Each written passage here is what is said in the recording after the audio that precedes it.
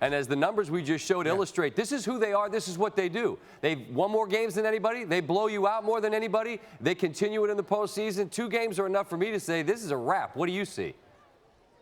It definitely is a wrap. I can't see Toronto winning more than 1 game this series. I actually said it was over after game 1 because in that game, Kawhi Leonard had 31, Kyle Lowry had 30. Milwaukee shot just 25% from three-point range, 11 for 44 if I remember correctly, and still won the damn game. So I figured, you know what, there's no way on earth after a week of rust and them still finding a way to beat you that they were going to lose game 2. And sure enough, that's not what happened. They blitzed Toronto in the first half. It was over by then. So when you look at Milwaukee, they've got size. They play defense. They man up. They have perimeter shooting. Collectively, they're exceptionally well coached. They go after it, and they're starving, and they're led by the dominance of the Greek Freak. When you look at all of those things, I think there's only one thing that could potentially knock them off, and that is a healthy Golden State Warriors, because they can beat you from the perimeter all night long when KD is on the floor with Klay Thompson and Steph Curry. But he's not.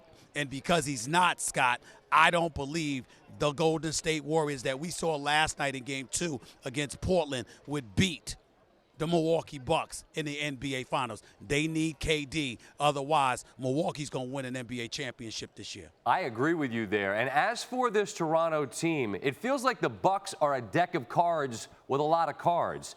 The Raptors have got that ace, right, in Kawhi. And then on a nightly basis, Steven, it just feels like you don't know what you can get to pair with him. And that feels like the biggest issue to me. What do you see?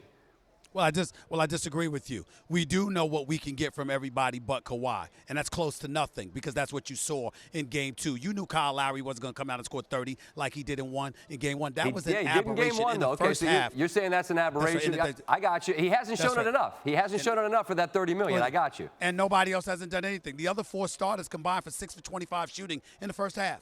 I mean, they couldn't do anything with Milwaukee, and the game was over then. They're just helpless. It's one man against a team. Kawhi Leonard has no chance. I think last Friday I was trying to put you on the television on Saturday morning saying we'll see you tomorrow for first day. Get some damn rest. It's the weekend, man. Thank you. I'm going to try. Thank you, Steven.